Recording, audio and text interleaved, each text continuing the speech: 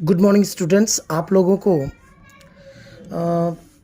Last chapter पढ़ना है 18वां lesson, जिसमें आपको क्षेत्रमिति के संबंध में पढ़ाई करनी है।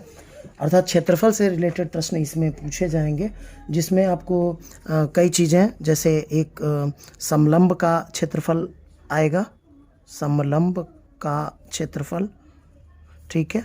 दूसरा आएगा आपका वृत्त की परिधि एवं क्षेत्रफल, ठीक है। और व्यास भी इसमें पूछा जा सकता है, उससे व्यास, ठीक है, ये व्यास हो गया। और उसके बाद से वृत्त का क्षेत्रफल, परिधि और व्यास से रिलेटेड क्वेश्चन आएंगे। और लंब वृत्तीय बेलन, ठीक है, का आयतन आएगा, संपूर्ण पृष्ठ उसका आएगा, ठीक है। और पार्श्व पृष्ठीय क्षेत्रफल आएगा, पार्श्व पृष्ठीय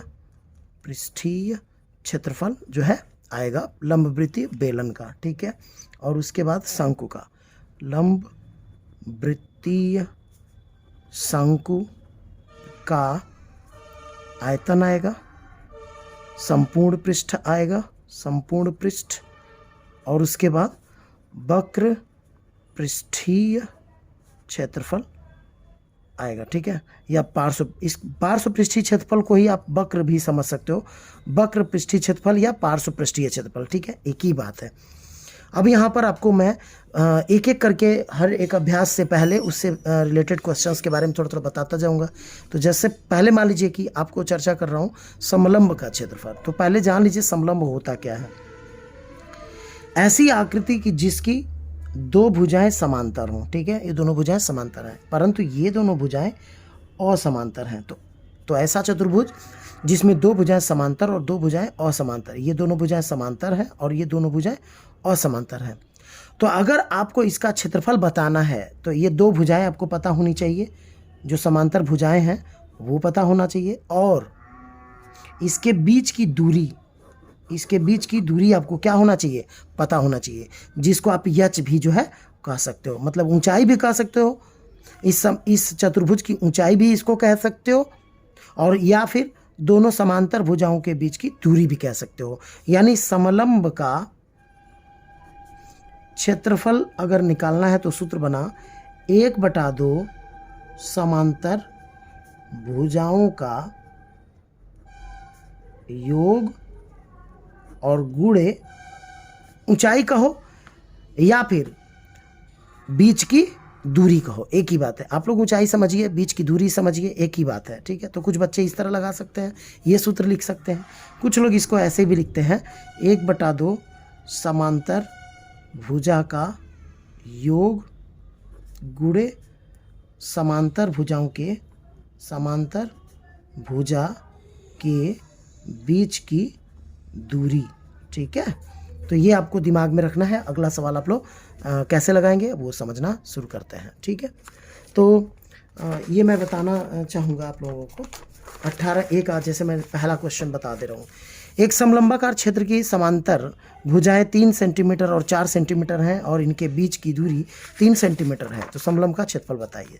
तो मैंने अभी भी बताया है, समलंबाकार क्षेत्र का क्षेत्रफल बराबर 1/2, ये आपका मैं मिटा रहा हूँ, ठीक है।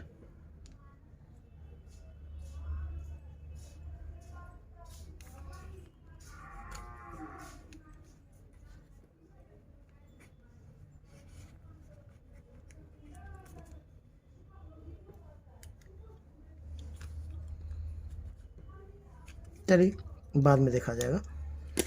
तो इसको मैं काट दे रहा हूँ, इसे 1/2 गुणे समांतर भुजा का योग गुणे ऊंचाई, ठीक है। तो 1/2 समांतर भुजाएं कौन कौन सी हैं, 3 सेंटीमीटर और 4 सेंटीमीटर, ठीक है। तो 3×4 कर देंगे। भुजाओं का योग मतलब उन दोनों को जोड़ना है, तो 1/2 गुणे समांतर भुजाओं को जोड़ दो, गुणे बीच की दूरी का है चाहे ऊंचाई का है, एक ही बात है, तो गुणे 3 कर देना। तो 1/2 4 3 7 हो गया, गुणे 3 7 3 21/2, 2 से 21 में भाग देना, 10.5 वर्ग सेंटीमीटर, आंसर प्राप्त हो जाएगा। तो ठीक है, तो पहला तो लगा लिया आपने।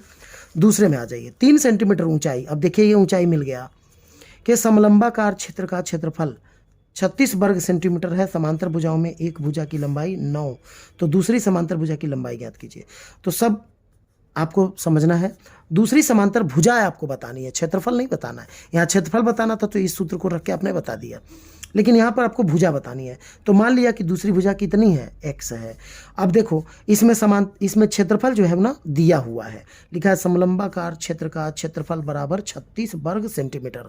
अब आपको देखना है कि क्षेत्रफल का एक सूत्र होता है, वह सूत्र इसकी जगह पर पुटअप कर दीजिए, मतलब रख दीजिए। तो क्षेत्रफल का सूत्र होता है 1/2 गुणे समांतर भुजा का योग गुणे ऊंचाई बराबर, और ये 36 बराबर 36 लिखते चले जाओ। अब 1/2 समांतर भुजाएं कौन कौन सी हैं, ये देखिए। एक भुजा कितने की है, 9 की, और दूसरी आपने माना है x की। तो 1/2 गुणे 9 धन x, और गुणे ऊंचाई कितना है 3, तो गुणे 3 बराबर 36। अब देखिए क्या करना है आपको, तो अब यहाँ पर क्या करना है, 9 धन x को उतार लो, बचा लो। यहाँ पर 9 धन x उतर गया बराबर 36। यहाँ 2 नीचे की ओर है, मतलब भाग दे रहा है, उधर जाके 36 गुणे 2 कर देगा, यानी 2 इसमें गुणा कर लेगा, और 3 इधर गुणा कर रहे तो इधर आके बटे के नीचे हो जाएगा भाग देने के लिए। तो 3 से 36 में भाग देंगे 12, 12 दूना 24, यानी 9 धन x बराबर 24। यानी क्या हुआ, यहाँ पे मैं बता दे रहा हूँ, 9 धन x बराबर कितना हो रहा है 24। तो आपको क्या करना है वो समझिए, यानी x बराबर क्या हुआ 24 माइनस 9, ठीक है। यानी x बराबर क्या हुआ, आप लोग ऐसे समझिएगा क्योंकि कई चिन्हों को आप समझ नहीं पाएंगे। x बराबर 24 माइनस 9, यानी x बराबर 24 में से 9 हो गया 15 सेंटीमीटर। तो इस तरह से दूसरी समांतर भुजा 15 सेंटीमीटर की हो जाएगी। अब अगला चित्र देखिए, इस तरह से बना हुआ है। उसमें चित्र ये लाइन जो है ना वो आपको खींचना पड़ेगा, रचना करनी पड़ेगी। यानी CE लंब AB पर खींचा, ठीक है। यानी ये जो CE रेखा है वह AB पर एक लंब है, खींचा, यानी यह 90 अंश का कोण बनेगा, ठीक है। एक लंब खींच लो। तो आपको मालूम होना चाहिए कि यहाँ से लेकर यहाँ तक की दूरी क्या थी 8 सेंटीमीटर, यानी यहाँ से यहाँ तक कितना है 5, तो यहाँ से यहाँ तक की दूरी भी क्या होगा 5 सेंटीमीटर होगा। तो यहाँ से यहाँ तक की दूरी कितना हुआ, अब यहाँ से यहाँ तक की दूरी 8 है और यहाँ तक 5 है, यानी ये दूरी कितना हुआ 3 सेंटीमीटर होगा। अब ये 3 सेंटीमीटर हो गया और ये 5 सेंटीमीटर हो गया, ठीक है। अब 3 सेंटीमीटर और 5 सेंटीमीटर जो है ना, इसकी मदद से आप ये दूरी निकाल लीजिए। क्यों, क्योंकि अगर किसी समलंब का क्षेत्रफल बताना है तो आपको ये दोनों समांतर रेखाओं के बीच की दूरी पता करनी पड़ती है। यानी या तो आपको AD ज्ञात हो या फिर आपको CE ज्ञात हो, कोई एक पता रहेगा तभी आप इसका क्षेत्रफल निकाल पाएंगे। तो आप इस त्रिभुज में जाएंगे, त्रिभुज BEC में। मैं थोड़ा सा इसको पलट रहा हूँ। त्रिभुज देखिए यहाँ लिखा है, त्रिभुज BEC में लंब वर्ग धन आधार वर्ग बराबर कर्ण वर्ग। यह सूत्र होता है पाइथागोरस प्रमेय से, ठीक है। ये आप लोगों ने 7th में पढ़ा होगा। लंब वर्ग धन आधार वर्ग बराबर कर्ण वर्ग। तो लंब किसको मानते हैं, आप थोड़ा सा ध्यान दीजिए। जो भुजाएं 90 अंश का कोण बनाती हैं उनमें एक को लंब मानते हैं, एक को आधार मानते हैं, और जो उसके सामने पड़ता है उसको कोण मानते हैं, यानी ये कोण हो गया। तो लंब किसको मान लेंगे, CE को मान लेते हैं। मालूम है नहीं तो मालूम नहीं है तो हम लंब की जगह CE रख देंगे, मतलब उसका नाम लिख देंगे। तो लंब की जगह CE का वर्ग हो गया, धन आधार। आधार देखिए ये 3 मैंने अभी भी बताया कि ये 3 है तो 3 का वर्ग हो जाएगा, और कर्ण की जगह 5 का वर्ग लिख देंगे, यानी ये 5 का वर्ग हो गया। तो 3 का वर्ग 9, 25 हो जाएगा 5 का वर्ग। अब 9 इसमें से घटा देंगे, 25 माइनस 9, यानी CE वर्ग बराबर कितना हुआ 16। अब वर्ग इधर से हटता है तो उस साइड में जाकर वर्गमूल निकालता है, यानी 16 का वर्गमूल 4, यानी CE बराबर 4 हो गया। यानी आपको दोनों समांतर भुजाओं के बीच की जो दूरी है, दोनों समांतर भुजाओं के बीच की दूरी आपको मालूम चल गया। अब आराम से आप अपना क्षेत्रफल बता दीजिए। समलंब चतुर्भुज का क्षेत्रफल बराबर 1/2 समांतर भुजाओं का योग गुणे ऊंचाई। 1/2 समांतर भुजाएं कितनी थी, एक भुजा देखिए, एक भुजा ये है 8 सेंटीमीटर की थी और एक भुजा 5 सेंटीमीटर की थी, यानी एक लिखेंगे 8 धन 5 गुणे ऊंचाई कितना आया है 4, तो 4 रख देंगे। 8 5 13 गुणे ये कितना हो रहा है 4, तो 2 से 4 कटेगा 2 बार में, यानी 13 दूना 26 वर्ग सेंटीमीटर। और इस तरह से आप इसको लगा लेंगे। इसी प्रकार से आप लोग चाहेंगे तो 3 क्वेश्चन लगा लिया आपने।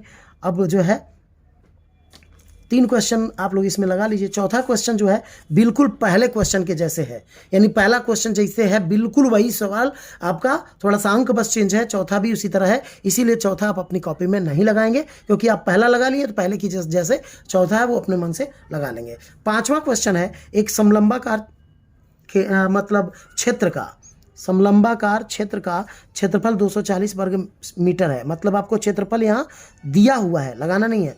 उसकी ऊंचाई 15 है। समांतर भुजाओं में एक भुजा दूसरी की दूनी है, तो दोनों समांतर भुजाओं की लंबाई। तो मान लो एक भुजा कितना है, मान लिया एक भुजा x है, तो दूसरी भुजा कितनी हो जाएगी, 2x हो जाएगी। अरे भाई दूना है ना, तो एक भुजा आपने x मान लिया, तो दूसरी भुजा आपकी क्या हो जाएगी, 2x मान लेंगे। या फिर पहली भुजा अगर 2x माना तो दूसरी भुजा x मान लीजिए। अच्छा, समलंबाकार क्षेत्र का क्षेत्रफल जो है वो 240 है। मैं बार बार कहता आया हूँ कि क्षेत्रफल का जो सूत्र होता है वो उसकी जगह पे रख दीजिए।